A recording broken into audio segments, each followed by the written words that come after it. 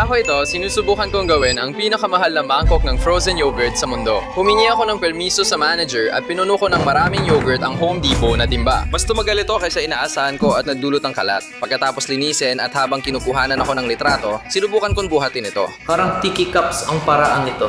Ilagyan ko ng paborito kong toppings ang frozen yogurt at pinahintulutan ko rin ang isang empleyado na maglagay ng gusto niya. Mukhang mahilig siya sa Fruity Pebbles.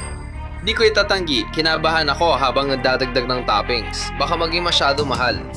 Sa huli, lalagyan ko ng cherry sa ibabaw at handa ng timbangin ang obra ko. Pero oo, nasira ang timbangan.